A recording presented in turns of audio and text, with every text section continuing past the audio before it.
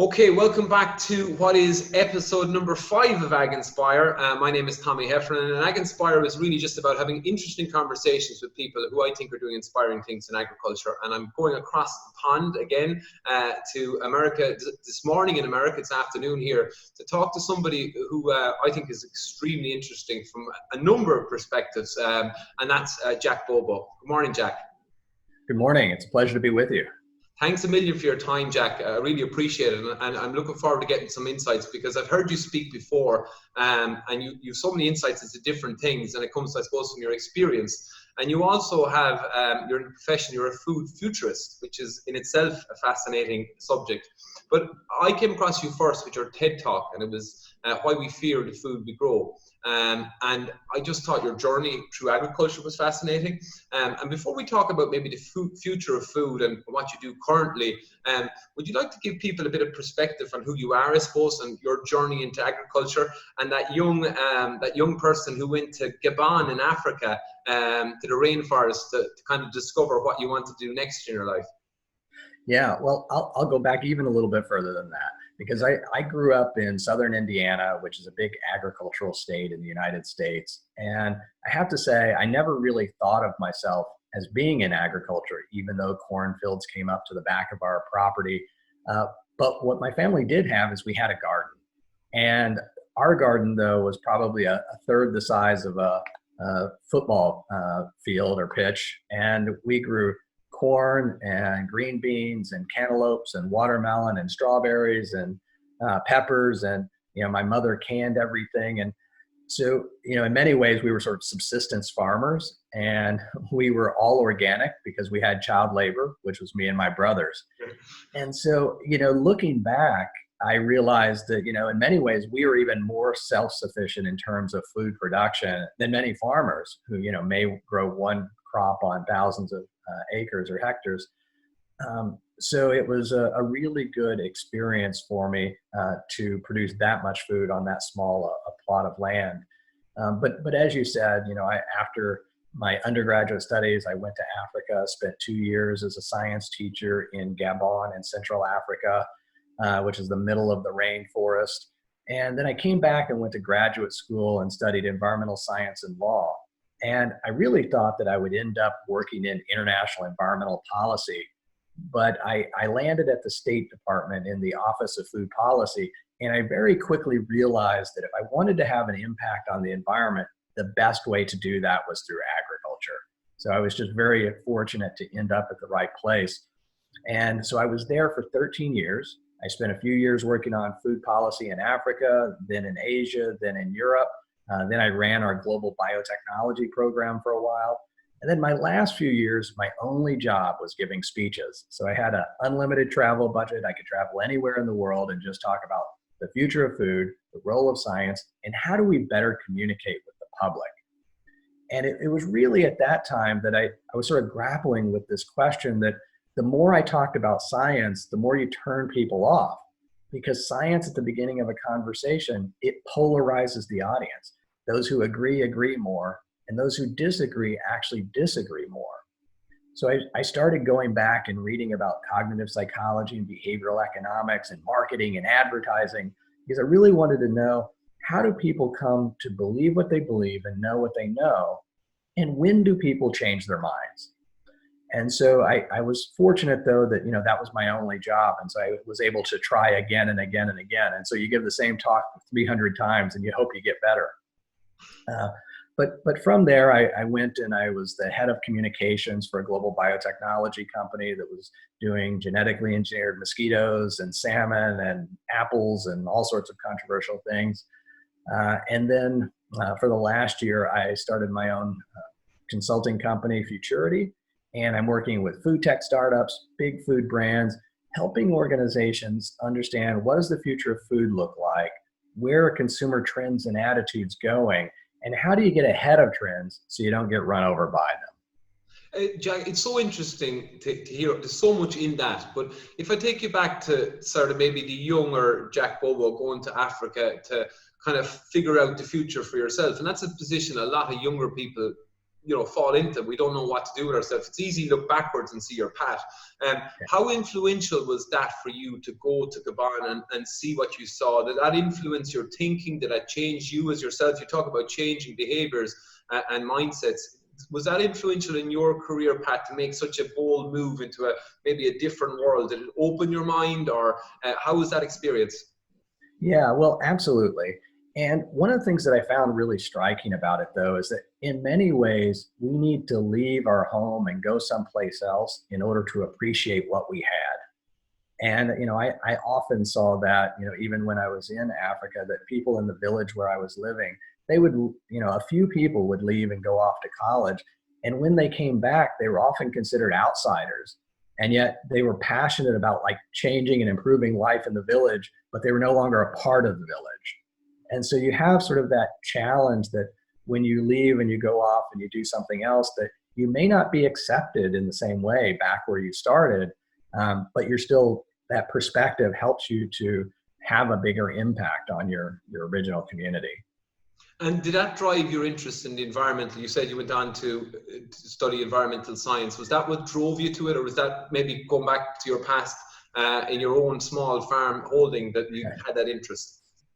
Right. Well, I never thought I'd be working in food and ag when I was growing up. But, when I was, laying there in the middle of the rainforest, listening to the rain, sort of thunder down on the tin roof, I felt that it was really remarkable that, I could be surrounded by hundreds of miles or hundreds of kilometers of rainforest. And the question was, how do you make sure that you protect those forests? And in the end, I realized that you really can't build fences high enough to keep hungry people out of the forest, nor should you, because people need to eat. On the other hand, if you can help people to have safe, sufficient food supply, they won't go in and cut down the forest. And so, my interest in, the environment and feeding people turns out that they're really the same objective. If you successfully achieve one, you will have achieved the other. And if you just try to achieve one, you probably won't achieve either. Because I've heard you speak and you've talked about the great challenges that agriculture faces and maybe the perceptions versus maybe the science. A couple of the things I've liked about what you said is, we tend to focus a lot on all the problems that are there, but you also look at everything we've achieved in agriculture. Do you want to talk a little bit about the challenges that are out there? And you talk about from a conservation point of view that agriculture is maybe the enemy or the bad guy in the room. And, farming is trying to produce food and do what it does. And how do you bridge those gaps and maybe elaborate on that gap that's there around conservation, the environment, and agriculture's role, that friction that might be there and is there, I think? Yeah. And so, when we look around, it is true that 70% of all fresh water is going to agriculture, and 10 to 15% of greenhouse gases come directly from ag, and another 10 to 15% from deforestation, 80% of which is caused by agriculture. And 40% of all the land on earth is currently devoted to agriculture. So, those are real challenges. And conservation groups tend to focus on those very real challenges. But what I encourage them to do is to think about not where we are today. Don't use today as the baseline. Let's use 1980 or 1970 or 1960, because if you do, you see a remarkably different worldview. So in the United States, for example, between 1980 and 2011, we use 50% less water to produce a bushel of corn. We have 60% less erosion on that land. There are 35% fewer greenhouse gases to produce that crop. And so things are wildly better than they were in the past. But that doesn't mean they're perfect. The question is, are things bad and getting worse or good and getting better? And so how you frame that conversation, it means everything. And many conservation groups today, they frame it as agriculture is the problem to be solved. Whereas if they would frame it as agriculture is the solution to our problems, then all the farmers and food companies and others would be right there with them, trying to help ensure that agriculture is in fact the solution to the problem. Because we have that current debate going on in Ireland, like most countries in the world, and you would have seen our new EU Green Deal, and it's aspirational in some respects, it's good in others. It's looking to the future, but there is that that division, and I agree with you. And what I really want to talk to you about is that I also think that farming is part of the solution, as it fundamentally uses so much of our fresh water. We produce food, which is one of our basic requirements, and if we can harmonize farming with the environment, we're really on to a winner. But how do you bring groups that are so far apart together? How do you, in your role, improve that dialogue? I mean, it's sometimes just as simple as having conversations with an open mind, isn't it? Yeah, and a lot of it is, focusing on the values that underlie the conversation. Because, when we start talking specifically about should we do it organically or with GMOs or other things, those are fairly controversial and one can disagree on what the right approach is. But if we stop and say, well, what do we want to do? And, I think most of us would say we want a sustainable, nutritious future that leaves the planet in better shape than we found it. I don't really know anybody who actually would argue, with that as sort of a fundamental goal. Well, now we're into the details. And so a lot of what I try to do with organizations is to talk about not good and bad and right and wrong, but choices and consequences. And so, for me, organic agriculture, it's great and it has huge positive benefits. But, more intensive agriculture has benefits as well. They're just different. And so there are trade-offs, whichever one we choose. So today in Europe, you import about 70% of the animal feed that's used in Europe, and that's fine. Most of that is coming from Brazil. So in some ways, though, Europe has exported its agricultural footprint for environmental footprint for agriculture to the most biodiverse country on the planet. So if people in Europe are worried about agriculture leading to deforestation, they should acknowledge that they're the number one export market for that food. And so they can either create it or they can buy it. And so if Europe chooses not to produce more food, then somebody will, because Europeans can afford to purchase the food someplace else. And that's but you can't complain that those people did it in a way you didn't like. Yeah, and that's local sustainability versus global sustainability. Exactly. And this when it comes back to, and I could be accused of being a globalist in my thinking, but I think, we talk about our greatest challenge being global warming. I personally would feel, looking at the science, it's hard to deny it. But it's a global challenge, and unless you have a global response to it, we're all going to be under, and that's a very difficult thing when you involve politics and stuff like that, isn't it? Well, yeah, so I think, that's exactly the right way to be thinking about it, though, local versus global sustainability. And they're both necessary. So, it shouldn't be one to the exclusion of the other, but most consumers think of sustainability in terms of local sustainability.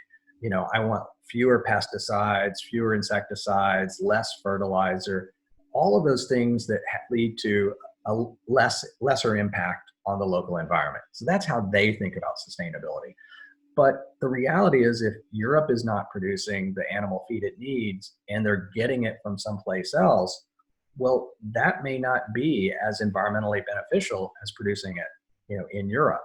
And so there's that global trade-off in production. So just, though, as an example of why we actually need both, if you're an organic farmer in Europe or in the United States today, you may be taking advantage of big data to become a better farmer.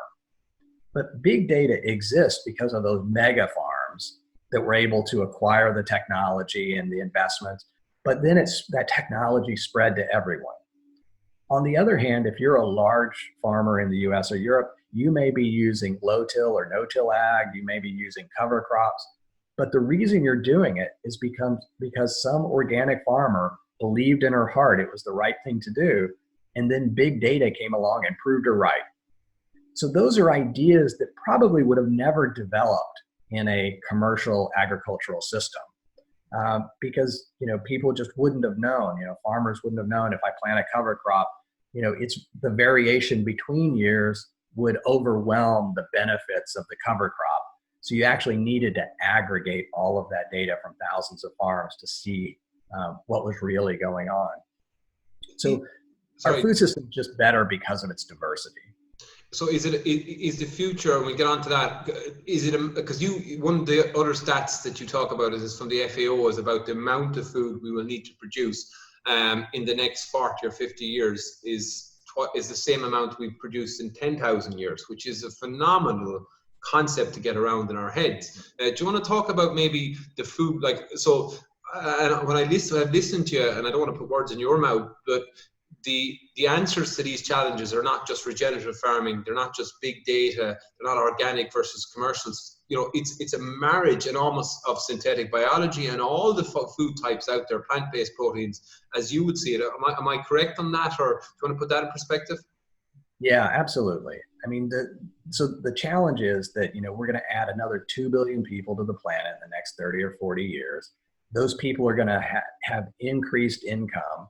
So it's not just going to be, adding 2 billion people, but 2 billion people who want a lot more animal protein. So we're going to increase our demand for food by, 50, 60, 70%. So huge demand growth. And we need to do it on the same footprint we have today. And so, you can't produce 50% more food on the same land without increased productivity. Now, there are other things that we need to be working on too. There's food waste is a real issue. And there are many organizations that are working on that. Changing dietary patterns. There are many people in the US and Europe and other countries who eat more than they should, including animal protein, and they would be healthier if they would shift some of their diets. But some of these healthier diets are also more expensive. And so, it's not enough to just say if everybody were to eat a plant-based diet, we would address our environmental problems, because if you can't afford the food, you're not going to be healthier on a plant-based diet. And so, again, there are those trade-offs that we need to recognize. And so that rather than organizations, having the plant-based people fighting the animal, food folks, they need to think about how can they work together to achieve these goals, because there's no chance that plant-based foods are going to grow to a $2 trillion, $3 trillion industry in 30 years. That's just unlikely to happen.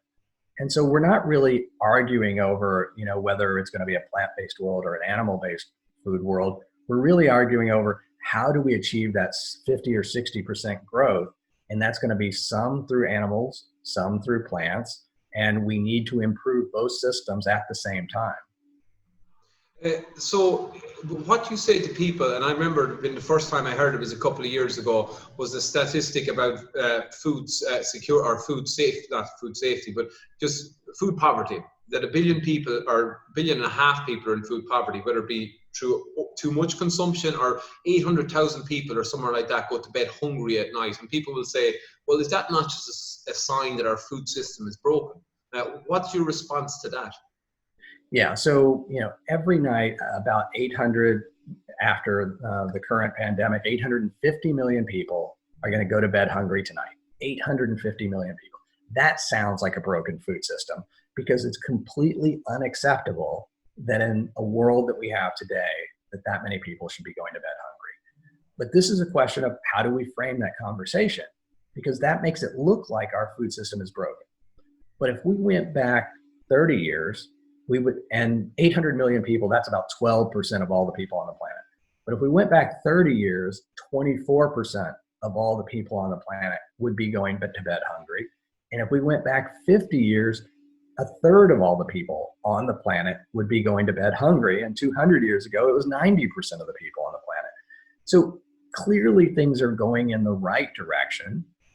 It can still be unacceptable that 800 million people are hungry, but it has to be a good thing that it used to be 24% and now it's only 12.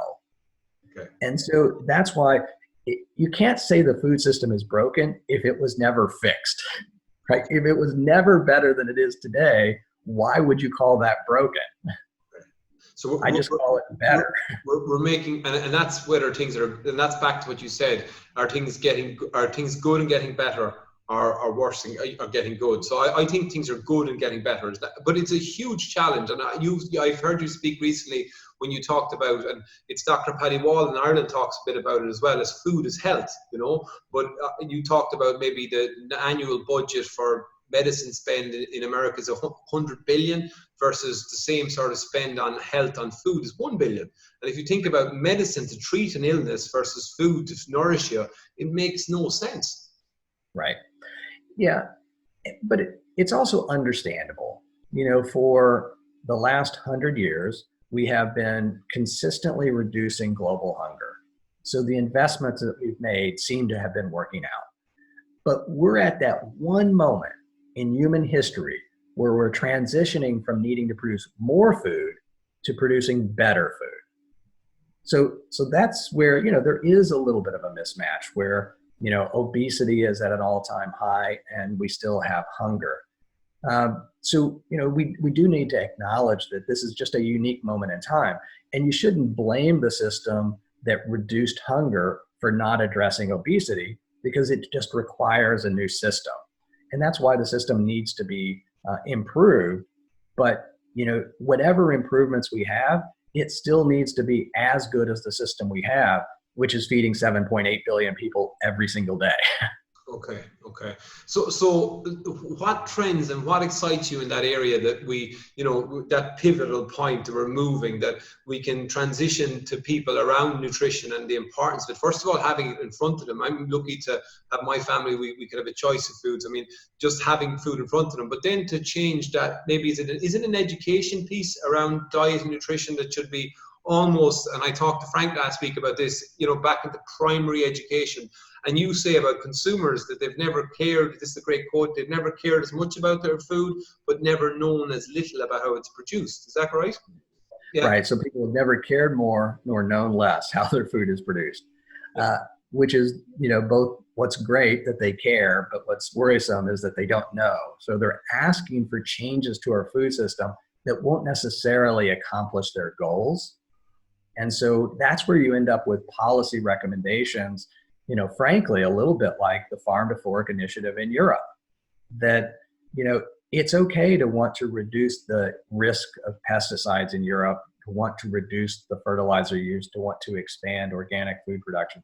But you need to be able to say, and produce as much or more food, right? So, if Europe succeeds in, 10 years from now, having 25% of all the agricultural land in Europe being under organic production. Well, a year ago, the European Commission issued a report that said that organic production was about 36% less productive in real world conditions than its conventional counterparts. So that means if 25% of ag land in Europe is organic, that Europe will be producing 8% less food just based on the organic, not based on reducing fertilizer and reducing pesticides. So if Europe produces 8% less food and Brazil is sending the most food to Europe, then that's going to have consequences associated with it. Do you think we have the big thinking at a global level? And this is just not even food. I mean, it's between countries at a level, at a UN level or wherever it needs to be, to make that system change at a global level that Europe integrates with the US, and we were talking with South America. Do you see the possibilities? And I suppose we're all living in hope for that world that we work together, because it's global challenges we're talking about. Do you see our ability to do that, or has maybe even the COVID-19 crisis accelerated more nationalism and people kind of looking more inward to close the gates and look after ourselves? Are you hopeful about our future there, or is this a big challenge? And I know it's a huge question because it's global question. Well, certainly there are a lot more people talking about food today, so food is sexy in a way that it wasn't 10 years ago, and that's probably a good thing. But where I do have concerns is that if more and more countries follow the European model of local sustainability over global sustainability, that's going to put more and more pressure on the most fragile systems. And so I don't see a lot of recognition of that trade-off, in the Farm to Fork strategy. The UN will have a summit next year, and they're very much leaning on the European Green New Deal and Farm to Fork strategy for how they're going to approach it. And so if everybody takes a local sustainability approach to this question, then, it could ultimately be disastrous. So not just, business as usual, but worse than business as usual. Think about the US and Europe. We've, doubled, tripled production, in the last 50 years, and we've increased the amount of forest. So we have absolutely been able to increase the intensification of agriculture and improve the environmental conditions. 50 years ago, the United States, we had rivers that were catching fire because of pollution, and things like that just don't happen anymore. Okay. So if we turn our back on innovation and technology, then we could be in trouble. As big an impact as agriculture is having on deforestation today, without a doubling of food production in the last 50 years, we would have had to cut down an additional 1 billion hectares of forest to produce the food that we have today. So if we were producing the food today in using the same technologies as 1960, there would be 1 billion fewer hectares of forest. That's the direct impact of productivity. And that's a conversation you probably don't hear too often, and probably you're one of the first people I've heard. Look, my knowledge of global food systems is probably limited, in the sense I'm probably the right person to be asking the questions, because I'm only beginning to understand it. But we don't hear those conversations about the savings, the good work. Is it? You mentioned food being sexy. Certainly, when it comes to media outlets, there's certain stories sell better than others. And is that a challenge for agriculture, that we don't get into mainstream media with the good stuff? Or is that, do we need to look at how we communicate out our messages? Should there be more about what's been positively done versus what often seems like an incredible amount of negative stuff? And I'm not saying that we don't have huge challenges, but is that a challenge for us to get into the media around the positives versus maybe what sometimes feels like, certainly for primary producers when I talk to them, that they're always on the back foot a little bit when it comes to mainstream media? Well, and you have to recognize it, as you know better than most, that, most farmers are out there just growing the food and producing it and putting it on people's plates. They don't have time for the media. They don't have time for a lot of these conversations. But I do think that some of the people involved, some of the associations and others, they need to step up. And it's not just communicating directly to the consumer. It's forming relationships with these conservation organizations to help them understand that, the farmers do share their goals of improving the environment. I don't know any farmer who wants to deplete the soil and take as much money, and, end up passing along a farm that, is in terrible shape to their children. Everybody wants to actually improve the land and leave it in better condition than they found it. So I see a lot of the interest as actually being very much aligned. So in the United States, just as one example, we worry about eutrophication of waterways, when fertilizer gets into the water, and it causes huge problems in the Gulf of Mexico. But when you think about that, you could say, as an environmentalist or conservationist, that, farmers are the problem. We need to, tax them or attack them for this. But from the farmer's perspective, that's money out of their pocket. They don't want to have fertilizer go places it's not intended. So really the interest of the farmer and the conservation are exactly the same. Nobody wants the fertilizer in the water. So why aren't they working together to say, well, instead of, taxing the farmer, why don't we pay for field margins? Or why don't we, look at the most sensitive lands and take those out of production and pay for conservation easements? Why aren't there ways of working with that farmer? Because then they could save money by not losing the fertilizer. So, I think that people aren't looking for those opportunities to successfully engage with different organizations to achieve common goals. I would see it at a local level. There's certainly projects here in Ireland, and you hear about them globally as well, where that is happening at a smaller scale, but it needs to be extrapolated out to at national level almost, where people and organizations are working together.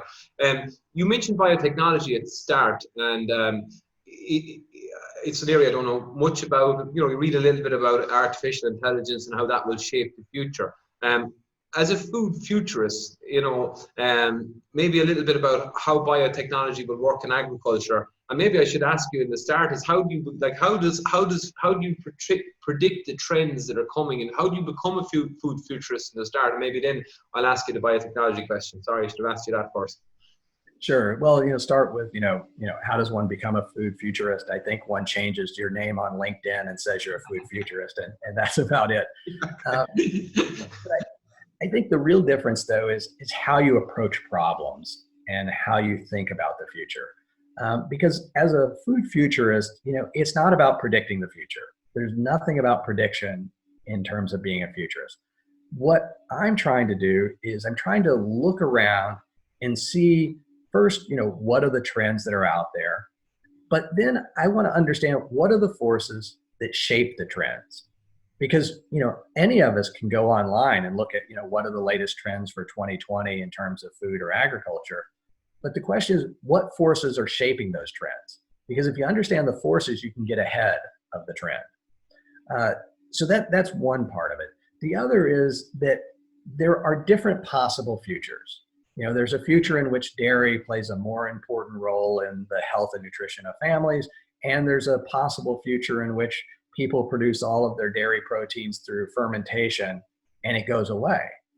So those are plausible futures. So what I try to do is work with organizations to say, among the plausible futures, which is the future you most want? And then let's work backwards to say, how do we get there? How do we get to the future we want?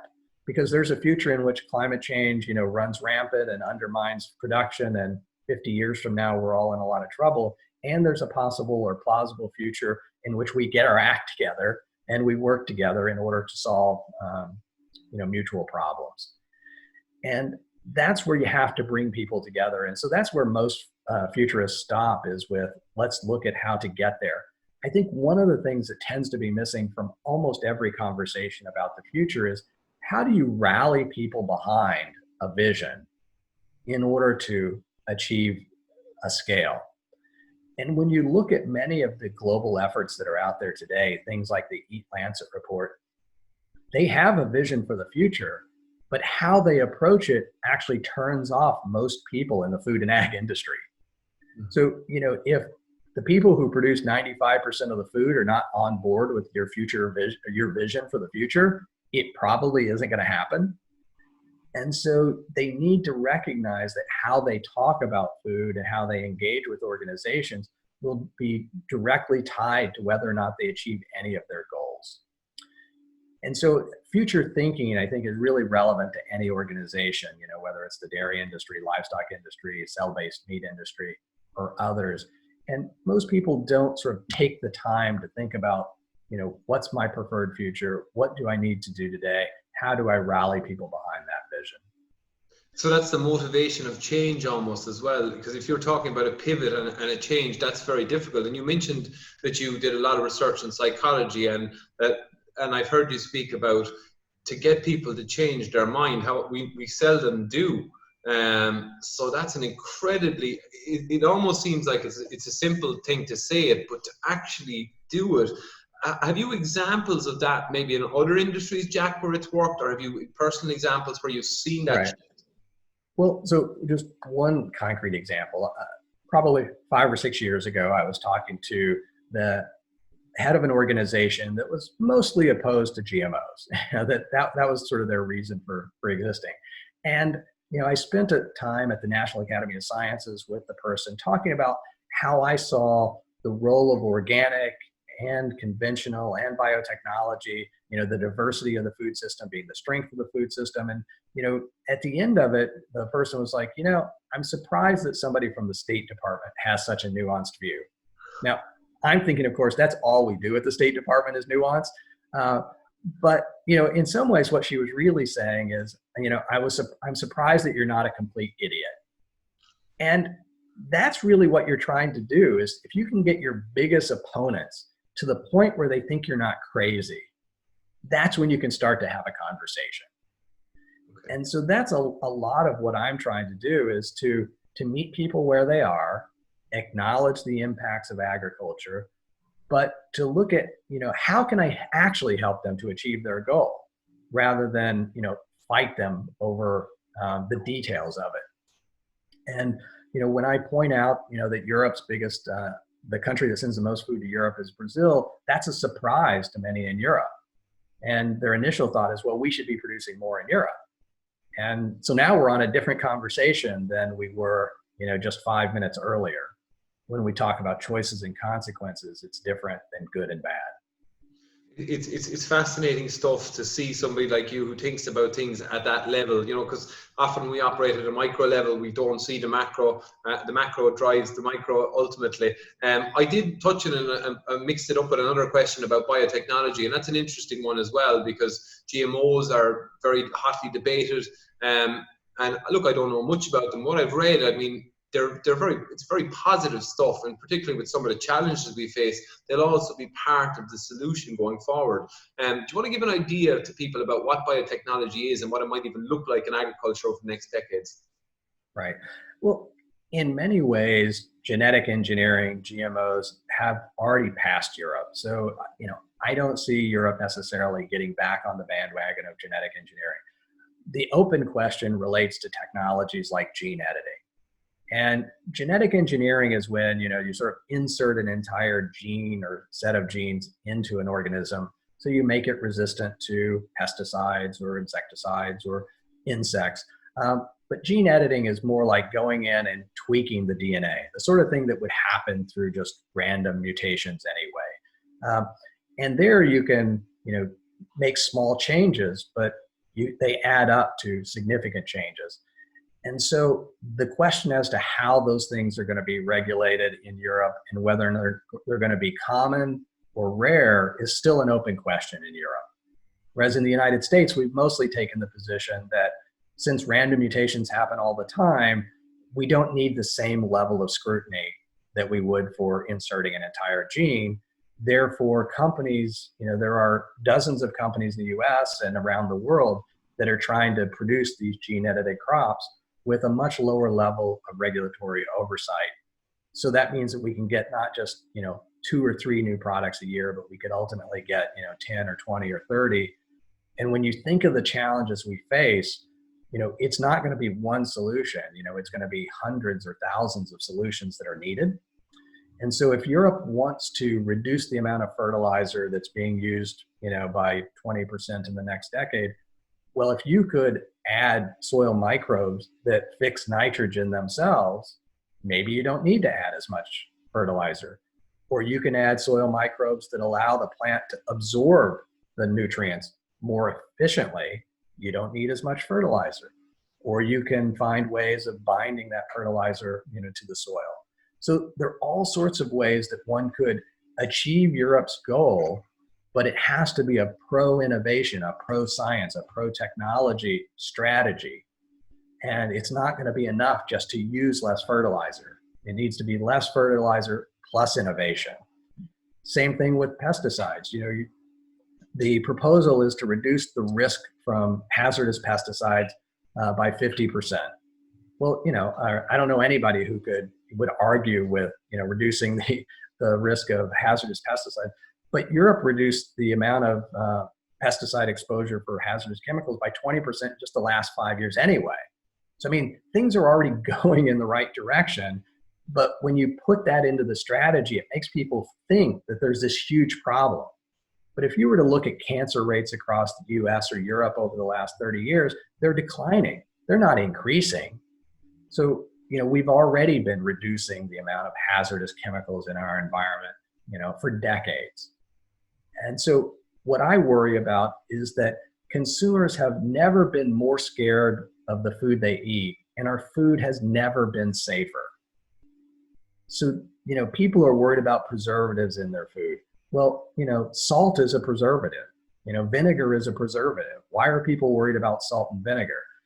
But there's a reason that we have preservatives in food, and that's because it enhances the safety and extends the shelf life. Well, I think we all want safe food, and we want reduced food waste by extended shelf life.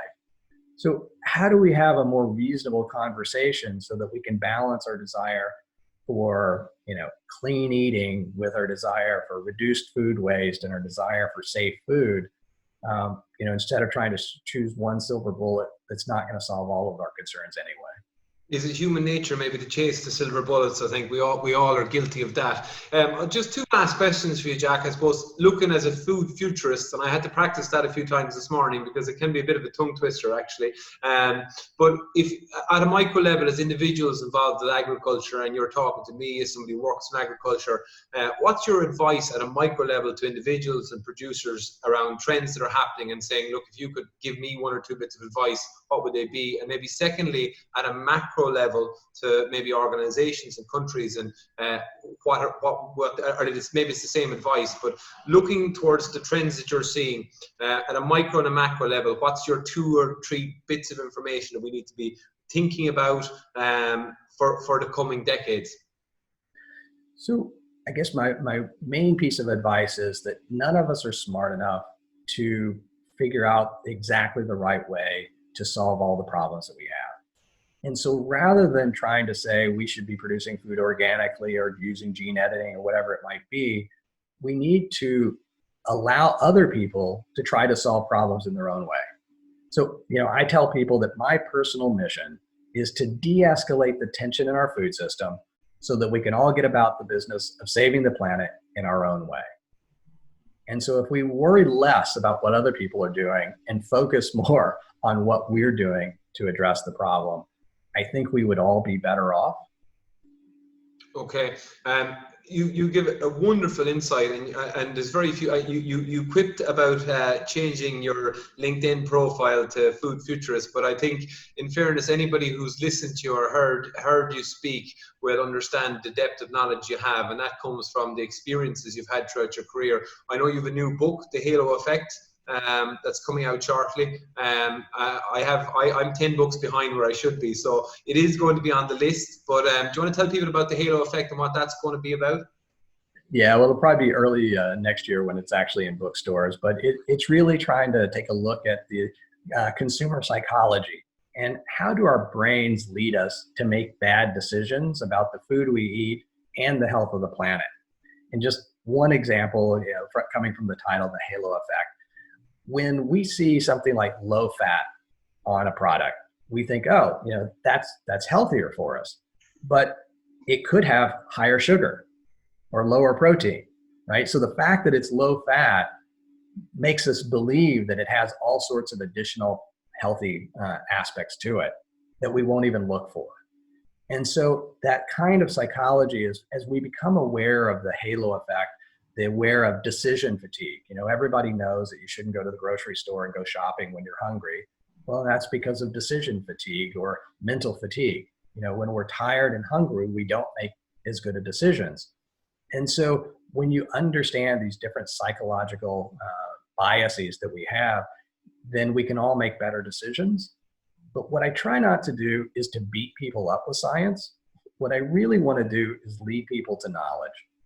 Because if you can make information fun and interesting and the sort of thing they want to tell their friend about, people are going to enjoy learning. If you try to beat them up with science, you're probably not going to be very effective. And science can be fun as well. Jack, just a final question, and I know there's a lot of part of what Aginspire conversations is about was maybe for messages for younger people getting involved in agriculture. And you've had a varied career. I mean, being a food futurist and the level of knowledge you have about food systems. But if you're looking at talking to younger people in agriculture now, what's been your inspirations and what would your advice be? I know it's a hard question sometimes, looking for them for the next 30 years, maybe in their careers and lives in agriculture, taken maybe from your own experiences that you've had. Yeah, so, what I would encourage people to do is, one, to focus on what they're passionate about. Because, it's hard to put that much time and energy into something that you don't just love. And when you're thinking about it, again, there's all this opportunity in agriculture today that just didn't exist 20 or 30 years ago. If you're interested in computers, well, there are all sorts of data analytics, there's hardware, there's robotics, there's just no end of opportunity, if you like the technology side. if you want to get your hands dirty and, work in the fields, again, there are all sorts of new seed companies that are coming out, exploring some of these new gene technologies, gene editing. It's a great time. If you're in biotechnology, lots of opportunity. And if you're interested in working directly with consumers, again, never been a better time to start new businesses. Beyond Burger in 2019 had the largest initial public offering, IPO, of any company in the United States in that year. So, that just demonstrates huge interest from investors and the public and others in these new ideas. So I would, encourage people to think about, what would be the most fun and have the biggest impact, and don't be afraid to go after it. Brilliant. That's a great way to end it. Jack, where can people follow you and keep up to date with what you're doing? So people can follow me on LinkedIn, connect to me. I invite people to do that. I'm on Twitter at Jack_A_Bobo or at Futurity Food. On Twitter, on Facebook, it's also at Futurity Food. And so, I encourage people to reach out. If there's anything that I can do, people should feel free to contact me directly. My email is jack@futurityfood.com. Brilliant, Jack. And thank you so much again for your time. And I suppose from a person working in agriculture, I'm interested, but I've also a young family. And I think the way agriculture's role will shape the world that they grow up in from an environmental perspective. And it's a really interesting area. And it'll be down to people like yourselves who are shaping our ideas and having good conversations about what's next to come. Well, yeah. And so I'd just like to conclude, though, by saying that, the next 30 years are not just the most important 30 years there have ever been in the history of agriculture, and they're the most important 30 years there will ever be in the history of agriculture. And that's why we need to get it right. And that's why the decisions that we're all making today are so critical. So it's a huge opportunity. This moment in time will determine the future of the planet. On that profound note, I wish you well, Jack, and keep up the great work. And thanks a million for talking to me. Thank you.